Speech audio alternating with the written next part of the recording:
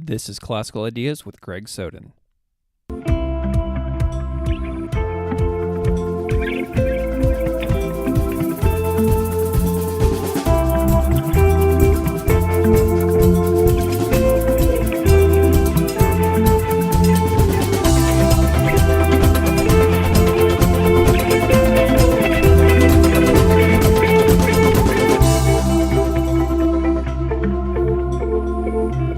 Welcome to Classical Ideas. This is Greg Soden. As a teacher, I love talking to people about their own teaching. It sparks my own creativity and passion for my profession. Hopefully you experience the same thing talking about your profession to people in your field. My podcast episodes about teaching with George Frizzell, Linda K. Wertheimer, Eric Lancaster, Robbie Gregory, and John Camardella have all been an absolute blast because talking about teaching to me is never boring.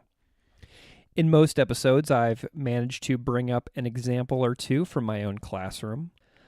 I very much enjoyed putting Shozan Jack Hobner on the spot about how he'd explain Rinzai Zen to a room full of 18-year-olds.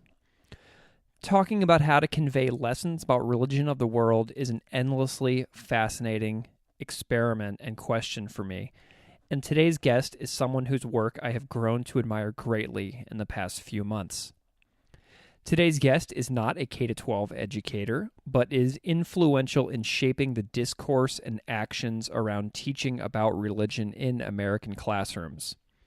Today, my guest is Benjamin Marcus. Ben Marcus is the Religious Literacy Specialist with the Religious Freedom Center of the Newseum Institute, where he examines the intersection of education, religious literacy, and identity formation in the United States. He has developed religious literacy programs for public schools, universities, U.S. government organizations, and private foundations. And he has delivered presentations on religion at universities and nonprofits in the U.S. and abroad. He has worked closely with the U.S. State Department, Interfaith Youth Core, the Foundation for Religious Literacy, and the Cambridge Interfaith Program in the United Kingdom. In February 2018, Ben was accepted as a Fulbright Specialist for a period of 3 years. As a specialist, he shares his expertise on religion and education with select host institutions abroad. Ben chaired the writing group for the Religious Studies Companion Document to the C3 Framework, a nationally recognized set of guidelines used by state and school district curriculum experts for social studies standards and curriculum. He is a contributing author in the recently published Oxford Handbook on Religion and American Education, where he writes about the importance of religious literacy education. In 2015, he served as executive editor of the white paper of the Sub-Working Group on Religion and Conflict Mitigation of the State Department's Religion and Foreign Policy Working Group. Marcus earned an MTS with a concentration in religion, ethics, and politics as a presidential scholar at Harvard Divinity School, and he studied religion at the University of Cambridge and Brown University. As mentioned in his bio, Ben is most recently published in the Oxford Handbook of Religion and American Education, where he contributed Chapter 4, titled Religious Literacy in American Education. That is a topic both Ben and I care a great deal about, and religious literacy in American education is exactly the topic of our conversation today. So, without further delay, here's my conversation with Ben Marcus.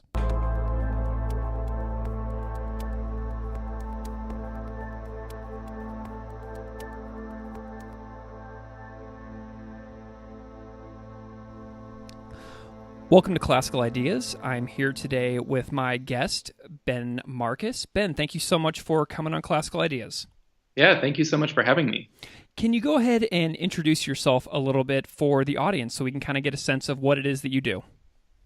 Sure. My name is Ben Marcus. I'm the Religious Literacy Specialist at the Religious Freedom Center of the Freedom Forum Institute in Washington, D.C. We're a center that's housed in the Newseum, if any of you have visited, and we are dedicated to educating the public about the religious liberty principles of the First Amendment. My role at the RFC is to lead our educators track. So I work with K-12 educators who are interested in teaching about religion in academically rigorous and constitutionally appropriate ways. And we provide different training and curricular resources to educators who are interested in professional development. Excellent. So I've recently been able to read some of your writing that I've been studying up, and you write a little bit about some examples in your life, and I'm just curious if you can talk a little bit about how you became interested in religion as an academic discipline that you could follow into a career.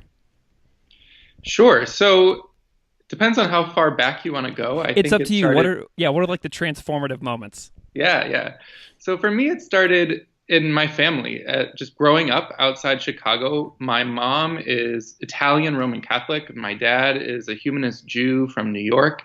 And their parenting style was to raise my brother and I with exposure to both traditions. And so as I grew up, I went to Sunday school in a Catholic church, and I had a baptism and a first communion. But I also went to Saturday school and had a bar mitzvah. So for me, it was really interesting to grow up exposed to both my mother's Catholic tradition and my father's humanist Jewish tradition, and to really try to make sense of that. And unfortunately, I didn't actually have a lot of opportunity to explore it in schools. I went to public schools, K-12, really excellent public schools outside Chicago, but I didn't actually have a lot of opportunity to study religion in the classroom. It came up a little bit in an AP World History class, came up a little bit in my 9th grade social studies class, but really beyond that, there wasn't a lot of attention to the study of religion. So when I got to college, what I applied to do in college was actually medieval studies. I thought I would be a medieval studies concentrator. I thought I would study specifically, I was a kind of precocious, nerdy 18-year-old. I thought I'd study medieval England between 1066 and 1300. That was my favorite place, my favorite period. I love it. Yeah, I know. I don't know really how I came up with that. But I knew that in order to understand the period, I'd have to understand something about religion. So I started taking some religious studies courses and immediately fell in love. My first course was an Islam 101 course with a professor named Nancy Kalick at Brown University. And she really just got me so excited to think about what it means to study religion academically. I didn't really know that that was a full option for my concentration or my major. I didn't really know what that meant for me beyond college, but I knew that that was something I wanted to study more. So those early experiences, like leading into Brown, kind of like launched this for you. And then you went on to the University of Cambridge and Harvard Divinity School, right? That's right. So how were those years in Cambridge and Harvard important for you, extending on those really positive first experiences at Brown? Yeah, so at Brown, that's really where I got to learn about religion as an academic subject, but it really was even more critical for thinking about the difference between the academic study of religion and the practice of religion, how differentiated those two things are, whether they should be differentiated, why they're differentiated. And that's really because of a mentor of mine named Janet Cooper Nelson. She's the university chaplain at Brown University, and she encouraged me to think about how I could, as someone who was working in the Office of the Chaplains in Religious Life as a student employee, and also as a student in the Religious Studies department, how could I be a bridge between those two worlds and help try to create some dialogue between the people who practice religion and the people who study religion? And so that really set me down the road that I'm still on today. She encouraged me to begin something called the Brown Religious Literacy Project, which was a co-curricular course dedicated to bringing together scholars and practitioners to talk about what it means to be religiously literate. That's really why I ended up writing a thesis on religious literacy education. And so that was the real, importance of Brown in my current professional life, is that early thinking about what religious literacy means and to what extent it should connect the academic study of religion and people's lived religious experience. So where does teaching come in? Like, how did you get involved in intersecting the public school teaching world into the religious studies strand as well? Yeah, so I think for me that came in partially because of my personal experience, having gone through K-12 schools without learning about religion, and then having this incredible experience at Brown. I wanted to think about how do we bring the academy undergraduate education closer to at least secondary education. So you saw like a gap. Go ahead. So you saw that gap there that needed to be filled. Yeah, exactly. Cool. Go ahead. And around that time, in 2007, a book came out by Stephen Prothero called Religious Literacy. And he talked quite a bit about the fact that schools weren't teaching about religion. That was sort of the point of that book. And I agreed with the thesis that we should be teaching about religion, but I didn't necessarily agree with how he was talking about how we should be teaching about religion. And that's when I was introduced to the work of Diane Moore as well. And so it all was sort of coming together. And then you asked earlier about Cambridge and Harvard. I studied abroad at the University of Cambridge, and really the value of that, there was a lot that was really great about the experience, but it allowed me to develop some insight about models for teaching about religion outside the United States. And the United States is very unique in how it conceives of the relationship between religion and education. And the UK was just a totally different cultural, political, legal milieu. And so I wanted to understand why the UK was so different, what they were doing that we could borrow from, what they were doing that we legally aren't allowed to do in public schools. And so it gave me that outsider's perspective on my own experience, and helped me develop some new ways of thinking about education. So what was really amazing to me is I taught in England, in Surrey, and all public schools there have religious education coursework for all high school students, right? Right. Yeah. So that was a really amazing memory going back, because I took some religious studies courses in college as well at Mizzou, but then when I taught in England in high school, I noticed there was the religious education strand that was entirely absent from my entire experience as well. So your experience and my experience overlap. And then we both found that this entirely different program exists for high school students at our friends in the UK. That's pretty amazing, isn't it? Yeah, absolutely. And I don't know if you've seen, but recently there was the final report of a commission on religious education in the UK that came out with guidelines for what they think should happen for the future of religious education. So I'm really curious to see where they go with it. It struck me that some of their recommendations brought the UK system a little bit more in line with at least the concepts and tools that we talk about in the United States. I saw a headline today from a Guardian article asking that they add secularism and atheism and agnosticism to the UK's religious education program, which I thought was pretty interesting as well. Yeah, definitely. So I want to talk a little bit about some of the writings that you've done. You've got a lot of stuff out. So in an article of yours called Teaching About Religion in the Public Schools, Law into Practice, I loved your opening line. Religion is a third rail in public schools. Now, I'm a teacher who whenever I had a religious studies class, I put my all into the teaching of religious studies in my class. So this line was very interesting, very captivating to me. So can you give us a brief overview of how precisely religious studies is third rail from your vantage point working in the policy world?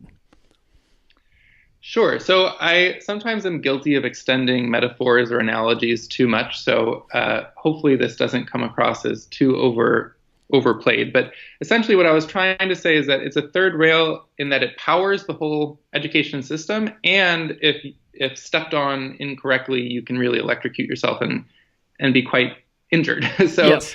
I think teaching about religion can be a really critical, vital component of a well-rounded, holistic education.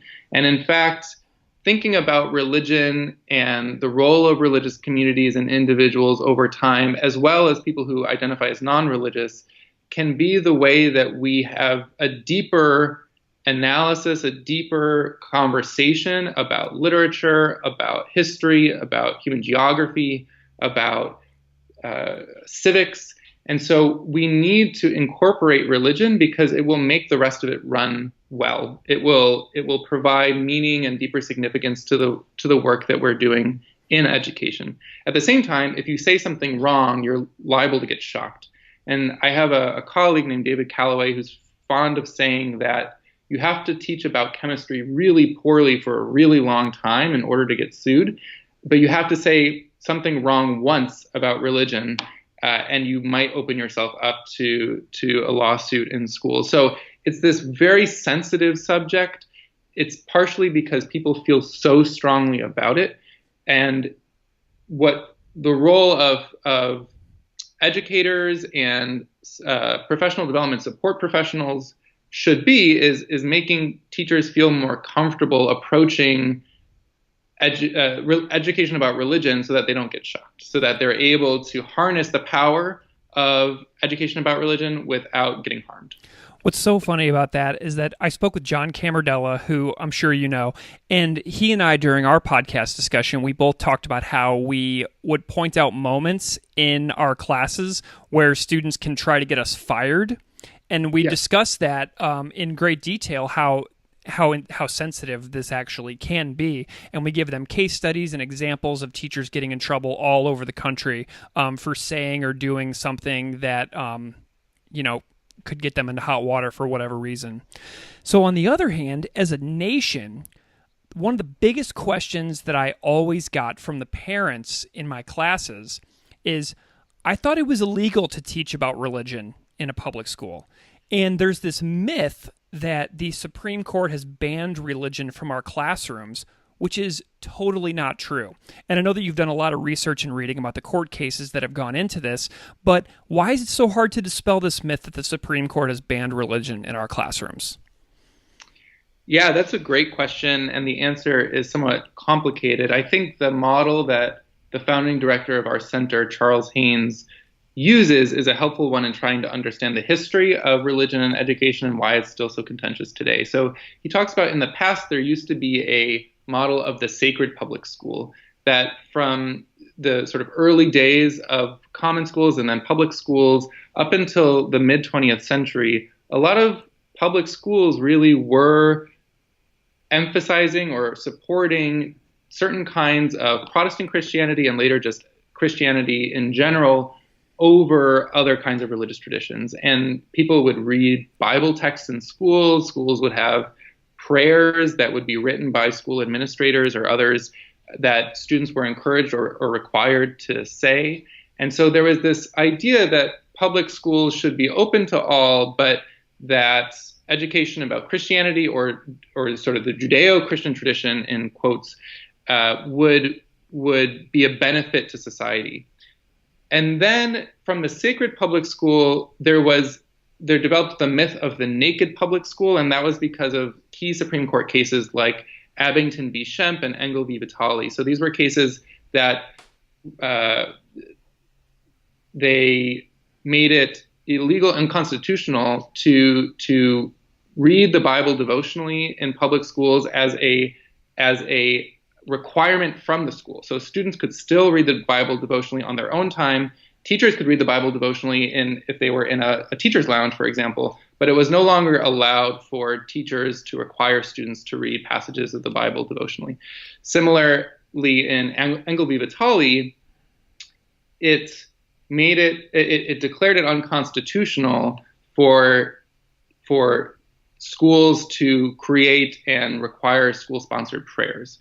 So what happened from these two cases and others around the same time was that students, parents, teachers, administrators started to misunderstand what the law said. They thought that the Supreme Court had vanquished religion from public schools entirely. They thought that the Supreme Court said students couldn't pray in schools. That was wrong. Students can still pray at their desks on their own time, as long as it's not affecting the running of the normal school day. There's sort of certain reasonable restrictions on time, manner, and place, but for the most part, students can pray in schools. They can read the Bible devotionally. Teachers can actually have students read the Bible as a key component of the history of literature. So it's not that religion has been totally eradicated from schools. It's that school officials who are agents of the state, who are government employees, cannot require students to participate in religious activities. They can't favor one religion over another or religion over non-religion. And so this misunderstanding of what the Supreme Court said in the 40s, 50s, and 60s has really had a negative impact on how people understand religion and its role in education today. People don't want to get sued. They don't want to go to the Supreme Court. And because of the culture wars, it became politically expedient to argue that the left had eradicated religion from schools, or people on the left wanted to argue that people on the right wanted to reintroduce sacred public schools. And so it became further entrenched through these political talking points. I'm thinking of this book I read several years ago about the social studies culture wars described by Gary Nash in a famous book that he wrote about social studies curriculum. But I had a couple thoughts on that. As a public school teacher, I have had many students in my own career who have gone to pray at certain times of the day, and it never once impacted my teaching. It didn't cause any distraction, and the students were often they're like, "Hey, thank you so much. I'll be right back." And I'm like, "Yeah, no problem. Go ahead."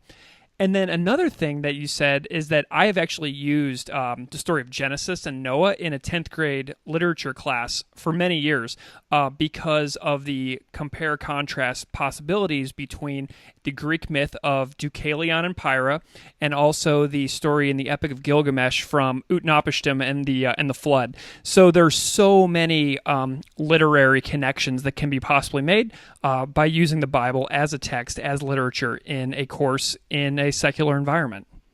Absolutely. And as Justice Tom Clark wrote in the Abington v. Shemp decision, which ruled it unconstitutional to require students to read the Bible devotionally, what they did affirm, though, is that it's almost impossible to have a holistic education about the history of literature, the history of quote-unquote Western civilization, without understanding the role of religion and how it impacted literature and society.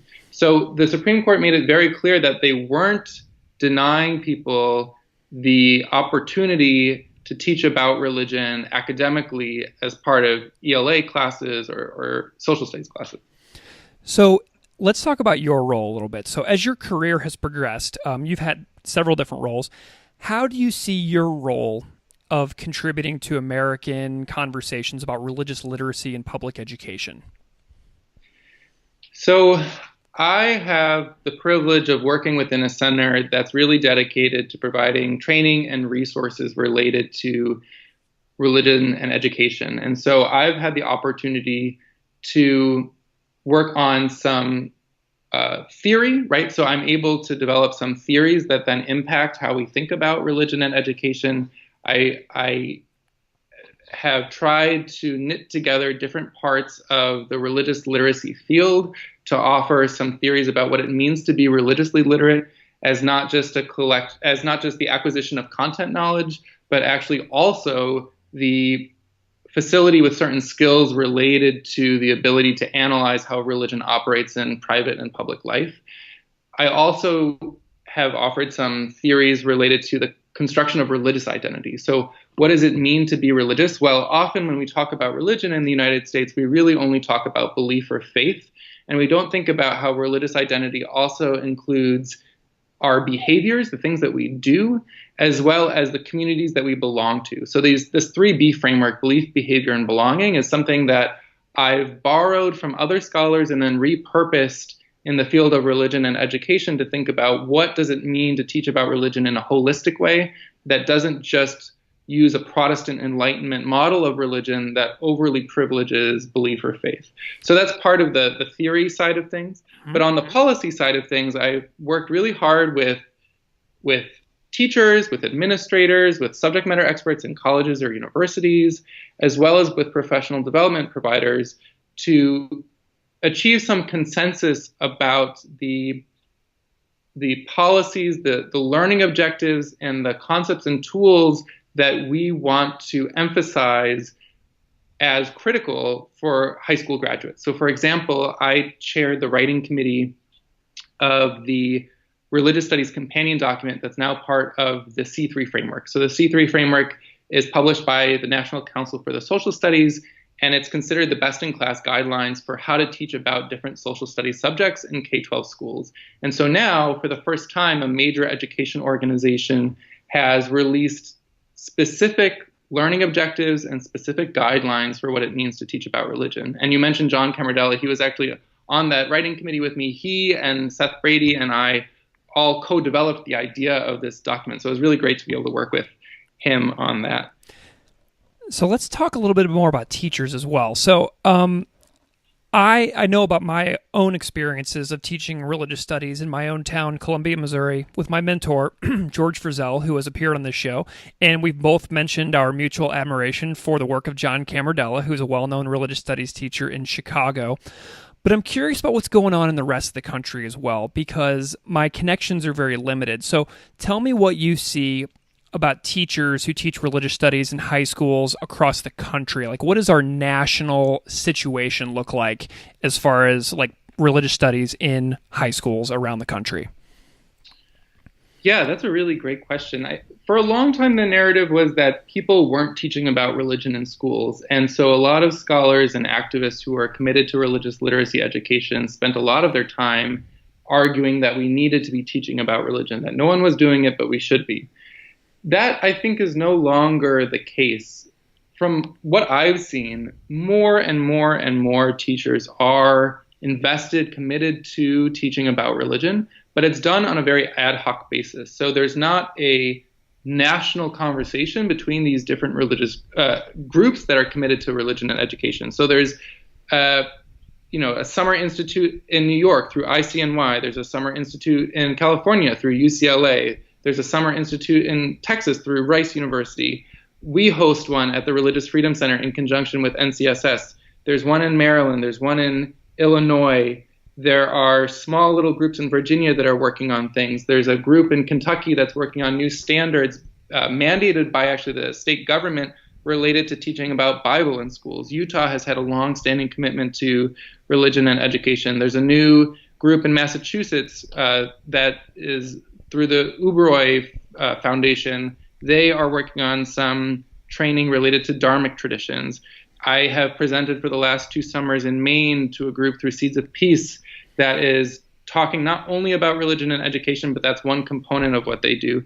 And then, of course, the RFC has a long-standing project now in the state of Georgia, working with a number of different public schools in Georgia to think about how to teach about religion in academically rigorous and constitutionally appropriate ways. So it's happening all around the country, but these groups aren't really speaking with one another. There's not an umbrella organization that we all go to and talk about what we can be doing to support one another.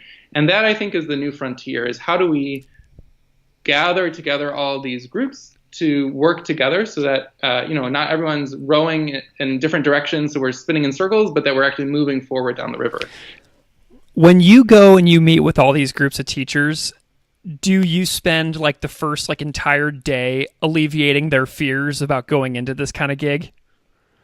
Yeah, we definitely spend a lot of time doing that. So we talk about the court cases, what they have said and what they haven't said. We talk about common misconceptions about the relationship between religion and education.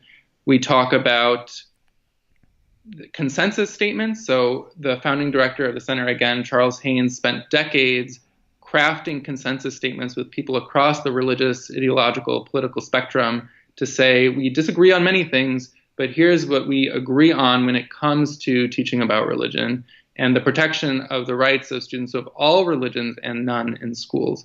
So we do a lot of that preparatory work to allay some of their concerns. And often they're concerned about who we are. Why are we coming into the class to talk about religion and education? What's our agenda? Are we subtly trying to proselytize? Are we subtly trying to make students atheists? And so for that, we often draw on this study that was done by Emil Lester and Patrick Roberts in California. In Modesto, California is the only district that we know to date that requires all students to go through a world religions class.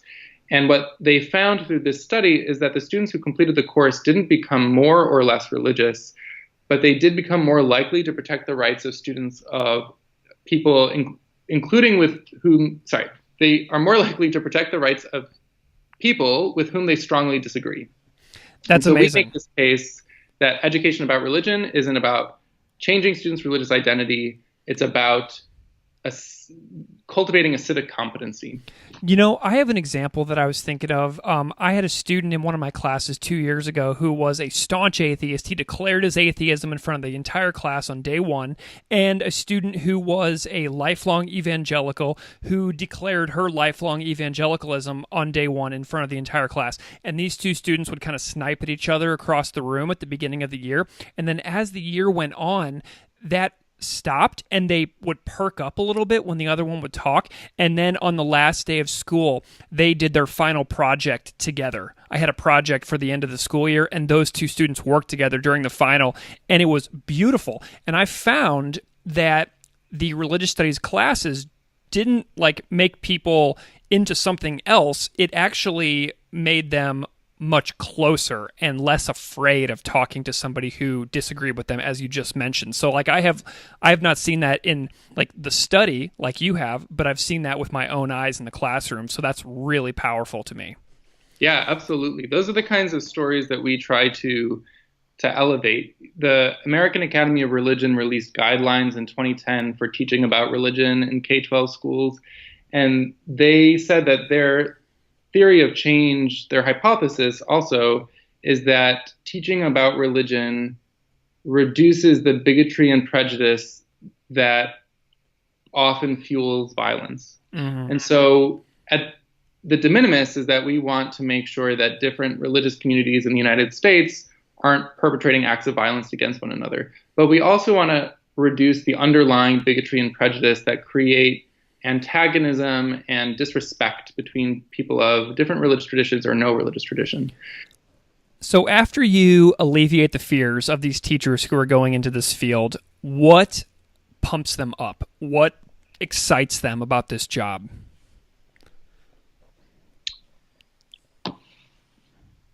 It might be a selection bias because we're speaking with teachers who are interested in listening to us. But for the most part, the teachers that we speak to just recognize the intrinsic value and of teaching about religion for understanding other parts of life, whether that's, history or politics, economics, culture, the things that affect us in our day-to-day lives. And they also recognize that students always perk up when they're teaching about religion. Students like to discuss these issues that are all around them. They read the news, they are online, they're watching movies, they're listening to music, they're experiencing the world that we're experiencing, and they're also seeing that religion is popping up again and again and again. Not to mention in their own lives, they might be personally religious or they might be personally committed atheists, and so they have this personal connection to religion that's also motivating them to think deeply about how religion's shaping culture. And so I think teachers are excited to get a subject that can interest students. Often they're asked to teach about subjects that students don't really care about, they're not so interested in, they don't necessarily pay attention a lot in class. So when they have the opportunity to teach about a subject that's going to get students engaged, they're really ready to learn how to do that. Yeah, teaching about religion was never boring for me, and it's never boring to learn about. It's just so personally rewarding for me as well, and I would often joke with the students that whenever I would have a guest speaker, I would say yeah, I'm bringing in a guest speaker, but it's mostly for me. It's not for really as much for you guys. And it was just a big joke, but I was never bored when we had cool stuff like that. So there's an article of yours that I read recently on Ed Week that anybody can find. And it says, so you have some great teaching tips in the article that you disseminate to the public called The 7 Eyes.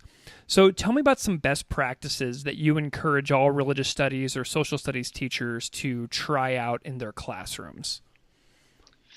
Sure. So I won't go through all the 7 Eyes. I think it gets a little unwieldy, but the principles that are behind it are related to how we talk about religion and how we encourage inquiry in class.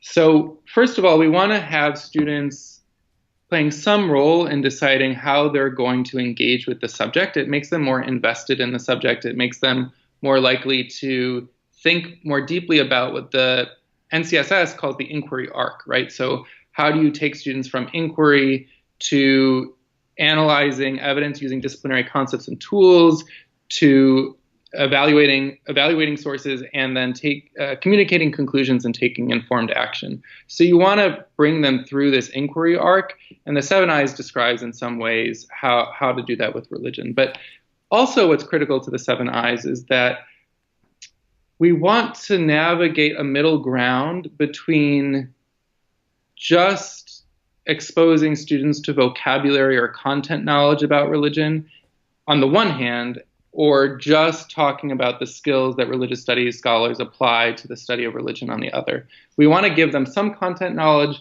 and then some opportunity to practice applying the skills that a religious studies scholar brings to bear on that content knowledge. So, for example, we want to start with an introduction, right? So a lot of students just don't know anything about different religious traditions, especially religious traditions other than their own that they might have in their family.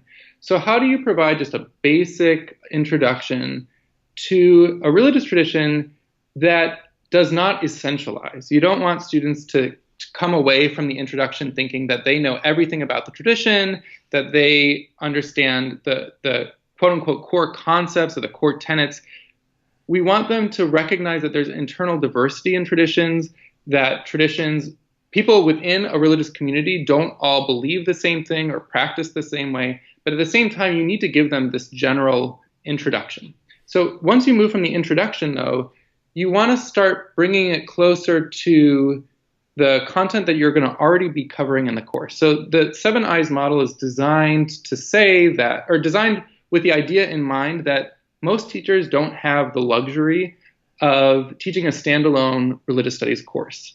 But what they can do is integrate the study of religion into their existing curricula. So if you're a social studies teacher, you might be teaching a unit on the civil rights movement, for example. So how do you provide a basic introduction to Christianity or Christianity in America in order to then move into some investigation of internal diversity within different American Christian communities, with the ultimate goal of looking at how American Christianity intersected with the civil rights movement? So you do this movement from a general introduction to a deeper dive in internal diversity that might be somewhat abstract to a really concrete application of looking at how internal diversity within American Christian communities impacted the civil rights movement, so that on the one hand, you had folks like Martin Luther King Jr., who was a leader of the civil rights movement, an advocate for civil rights for African Americans. And on the other hand, you might have someone like Bob Jones Sr., who is also a Reverend Doctor, but is an advocate for continued segregation. So what does it mean to look at this internal diversity as it intersects with public life? And that's really what the 7 Eyes is about, is saying you don't have to have a standalone religious studies course. There are ways to introduce the subject of religion and then tie it to the curriculum that you're already teaching. The concept of internal diversity is something that is immeasurably important to go into. I'm thinking about one example last spring. I had a panel of all women Christian pastors from 3 different denominations of Christianity. So I had a Methodist minister, I had a Disciples of Christ pastor, and I also had an evangelical pastor. And they were in front of the room, and every time a student would ask a question, the 3 pastors in front of the room realized that they were all answering the questions differently. And they all took a moment and looked at each other on several occasions and acknowledged that they were learning from their colleagues from different denominations live in the moment in front of a group of 30 18-year-olds. Based on a student's question, these 3 women who have a lifetime of experience in the church were realizing that they still had plenty of new things to learn. And the internal diversity is one of the biggest takeaways that all of my students took away from that day. And if I chat with some of them on Facebook, now they've all gone on to college and work and stuff like that, they still bring that up as a powerful moment. It's really amazing.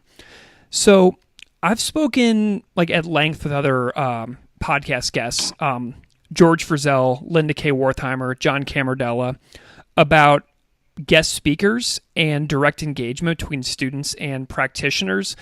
And so George Frizzell was my mentor, and he was the first episode that I did on this show. And so he started this class in Columbia, Missouri in 1989, and he established a tradition of having 20 plus guest speakers per year. And I carried that in whenever I brought the class to a new school. And then John Camardella and I chatted about how he is not currently using guest speakers, and Linda K. Wertheimer's book, Faith Ed, describes some guest speakers gone awry. So how do you see teachers using guest speakers and field trips? How do you feel about that?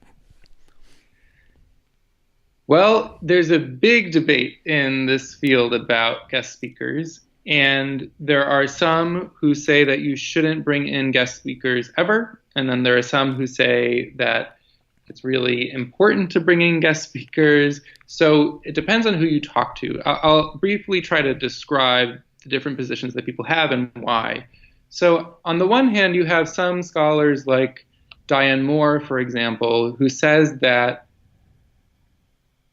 guest speakers and field trips can be challenging precisely because of how powerful those experiences are. So if students go into a house of worship, or if they have a guest speaker in the classroom, because that in-person experience is so powerful, they might forever associate that engagement, that relationship, that conversation with all members of a religious community. So for example, if they've never met a Muslim before and they go to a mosque and speak with the imam there, and that's their only experience of Islam, they might forever think that all Muslims are like that one imam that they met. Some people also have questions about guest speakers and field trips for legal reasons. So often religious leaders are not trained to speak about religion academically. They're not trained to talk about the internal diversity of the tradition. In other words, they're not trained to think about how religion is embedded in culture and describe that analytically for students. And instead, they're more familiar with evaluative statements about who a good Muslim or a bad Muslim or a good Christian or a bad Christian or a good atheist or bad atheist is. So you might get someone in front of the classroom, for example, who says that, well, real Christians or real Muslims or real Hindus believe in X, Y, and Z, whereas these other people who commit acts of violence or people who make certain arguments are not actually, quote unquote, real members of the community. And so that crosses the line, might cross the line in some cases into an establishment of religion, or at least for some students, they might see those guest speakers as effectively their teacher for their day. They might not differentiate between the school as a form of government, a public school as an area of government, and guest speakers who are not employed by the school. So they're worried about this constitutional line and whether you're blurring the boundaries between academic and devotional study of religion. So those are some arguments against bringing in guest speakers or field trips.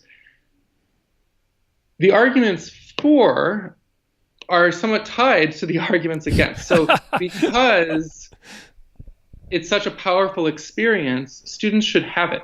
In order to actually more deeply engage with the subject matter, they should be able to speak with people who are members of those religious communities.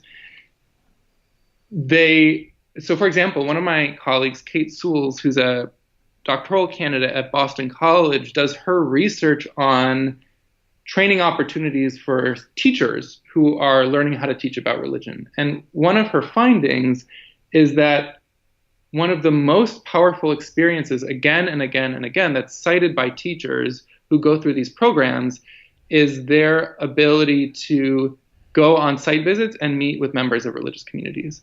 And so she says, how could we deny the ability of our students to meet members of religious communities, to go on site visits, when the research is showing that it's often the most powerful method of learning about religion, or at least it's for participants of these programs, it's cited as one of the most powerful parts of the experience. So what I think is that it's all in the framing. So what you described earlier about the three women religious leaders in your class is how I think you should bring in guest speakers if you're going to.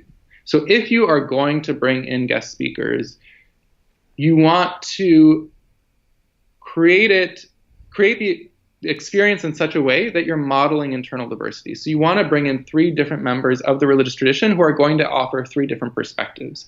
You don't want to just bring in one person who's going to give the idea to students that the religion is a monolith. I would also recommend that you bring in guest speakers, or at least consider guest speakers who might not be religious leaders, but might be religious studies scholars. So all around the United States are universities, colleges, community colleges that are filled with scholars who have learned to study religion from an academic perspective. And they often are excellent sources of knowledge about these different religious traditions, and they're trained to speak about internal diversity within traditions, about the embeddedness in culture of religion, and so they might be good options. Yeah, one of my favorite guest speakers that I ever had in was a professor of African indigenous religions. His name's David Ampanza. He was a professor at Mizzou, but now he's at Penn, and he would come in and talk about that from his academic training standpoint. What's so interesting, Ben, is that as I was listening to you just now, I thought about all the times that my guest speaker appearances could have gone very wrong. I also think about the power that those situations held, and I don't take that lightly at all. And I also think about the fact that at my next school, next time I have a religious studies class, I may not be able to have in anyone. And my last school was like, yeah, bring in as many as you want. And the next school that I have may say, bring in none, or bring in this amount, or you can do it based on these criteria. And so I will take those words that you just offered as I'll take those forward with me. I appreciate that. Yeah. Thanks for the question. So you have a chapter out called Religious Literacy, and you include some future directions for the field, including like the constitutional appropriateness of teaching about religion, helping public school teachers facilitate meaningful conversations about religions without asking students to challenge their own identities, and investigating whether religious literacy education reduces prejudice and stereotypes in society. So since you wrote these words, I think in 2016, what do you see as some success in this area, and also maybe some challenges where we're still struggling as a country? Yeah, I think right now, I mentioned all these different initiatives that are popping up around the country to train teachers to teach about religion, and that's really great. Often those initiatives are targeting in-service teachers and not necessarily pre-service teachers. And there's not a movement, a concerted effort to change the way that teacher education programs are equipping pre-service educators to teach about religion. And that, I think, is really where we need to be focusing our attention. How do we get faculties in teacher education schools to spend time training and equipping educators to handle these really sensitive subjects? How do we make sure that in the cultural awareness or cultural sensitivity classes that most teachers take, there is a section on religious diversity and inclusion?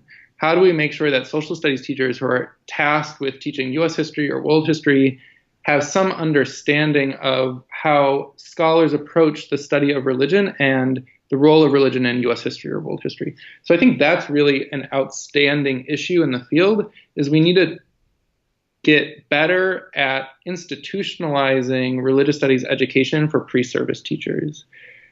There are some successes. There's a new study that Emil Lester is conducting in Georgia about the effectiveness of teaching about religion, and it's still underway, so we don't know what the findings will be, but that will be a new great resource for us as we think about religious literacy education and its effects. Those are some of the main things that, the new successes and also outstanding challenges for us. Okay, cool. So we have talked a lot about schools and teaching, and I want us to step back from this for a second because there might be some people listening to this that have no involvement in schools whatsoever. So say a person is listening to this in an office like somewhere in like Kansas City or something, and they have no involvement in public schools, private schools, teaching, or anything that you and I have been talking about today. But say that that person wants to be able to talk to like one of their Hindu neighbors or somebody who's Sikh down the street from them or local Muslims who are in their town or Baha'i people. How will it benefit that office worker in Kansas City to care and learn more deeply about many different religious traditions and to engage with people in their own town? It's important for people to recognize the reality of the United States today. So the Public Religion Research Institute has done a really excellent study on the religious landscape of the United States. And what they found is that things are changing pretty drastically. So for the first time in U.S. history, the United States is no longer more than 50% white Christian. So less than 50% of the population identifies as both white and Christian. Also, for the first time in U.S. history, less than 50% of the population identifies as Protestant. These are really fundamentally new developments in the history of religion in the United States. We're also seeing a spike in the number of unaffiliated Americans, so people who don't claim a religious affiliation, don't belong to any one religious group. We're also seeing a pretty dramatic increase in the number of folks who aren't Christian at all. So we're seeing an increase in the number of Muslim Americans, the number of Sikh Americans, number of Buddhist Americans, of Hindu Americans. So this increase in the number of adherents to non-Christian traditions is something that is a new development in the United States. It really came out of changes in immigration laws in the 1960s. So as the United States becomes more religiously diverse, we'll have to figure out as Americans, how do we live productively in an increasingly religiously diverse society? And so this is a civic competency. It's a civic duty that is affecting all of us, that we have to figure out how we're going to live with our deepest differences. Unfortunately, this increase in religious diversity has been accompanied by an increase in religion-related hate crimes. So if you look at a number of different statistics, you can track FBI statistics or SPLC statistics or ISPU statistics or others. What they're finding is that there's been an increase in the number of religion-related hate crimes in the last few years. So we need to figure out how to live with our neighbors, how to come to understand one another. That's why it's important. And so all of us in our different ways, through our jobs, through our personal lives, should find opportunities to reach out to folks who are different from ourselves and to learn more about them. Why does being religious or non-religious affect, or how does it affect their lives? Why is that identity important to them? Is it important to them? What does it mean for them to call themselves religious or non-religious? Those are conversations all of us can have, and it will enrich our personal lives, it'll enrich our professional lives, and it'll make our community a stronger one. So taking our theoretical Kansas City office worker, maybe recommend a couple of books for this person to check out. Sure. There's a lot of different resources out there for folks who are interested in learning more about religion, about religious literacy, about religion and education, and it depends on their appetite for reading. So there is a great website that is created by the Pluralism Project at Harvard that has different portals for different religious traditions. It's totally free. You can click through these short essays written by scholars about different religious communities and come to learn more about them. The Religious Freedom Center has a resources page with dozens of articles and consensus statements about religion and education, what is legal, what is illegal, how is it possible to talk about religion in schools or not. For the office worker who's not in education, for someone who's not in the education field, they might be interested in thinking about how to promote religious diversity and inclusion in their workplace. And that's also something that our center focuses on. We work with businesses around the United States who want to create professional development training for employees and employers who are committed to religious diversity and inclusion. We also would recommend a number of different books. So probably, if you're interested in education, there's a new Oxford Handbook of Religion and American Education that is really comprehensive in its scope. It looks at a lot of different issues related to religion and education. There's a great accessible book about the history of religion and American education by James Fraser called Between Church and State. That's one of my favorite histories of religion and education. I would recommend Diana Eck's A New Religious America. It's a great longer book that is also quite accessible, but it's about the stories of religious communities that we often mistakenly think are new to the United States. So Muslims, Hindus, Buddhists, Sikhs. It tells the long history of those different communities in the United States, that these aren't new religious communities. They've been with us for a very long time, that they are the story of the United States. I would also recommend, I think it depends on what folks, listeners are interested in, but there is another great book by Diane Moore called Overcoming Religious Illiteracy, and that's a really good introduction to the term religious literacy, what it means, and how it's deployed in schools. So those would be my top recommendations. Ben Marcus, this has been a wonderful hour spending with you today, talking about religious literacy and religious studies education in the United States. Where can people find more about your work and efforts if they want to see what you've done? That's a great question. They can reach out to me by email. You can find my email on our website. It's bmarcus@freedomforum.org. They can find me on Twitter at bpmarcus. Our website for our center is religiousfreedomcenter.org. And we also have some new excellent professional development modules for teachers. So if you want to learn more about any of the topics that we talked about today, we have free online professional development modules. Each is about an hour. They have readings and videos and interactive games and discussion questions. And those can all be found at constitution2classroom.org. And that's another great way to interact with a lot of the content that we've been talking about today. But people can email me, tweet at me, or visit our website. Ben Marcus, thank you so much for your time. It's been a real pleasure. Yeah, thank you so much for inviting me. It's been great. Classical Ideas is produced by me, Greg Soden. Music on Classical Ideas is performed and composed by Derek Strybig. You can find his music at www.wearewarmmusic.com. If you would like to support this show, please subscribe or leaving a rating in iTunes, Stitcher, iHeartRadio, or anywhere you get your podcasts. Thanks for listening.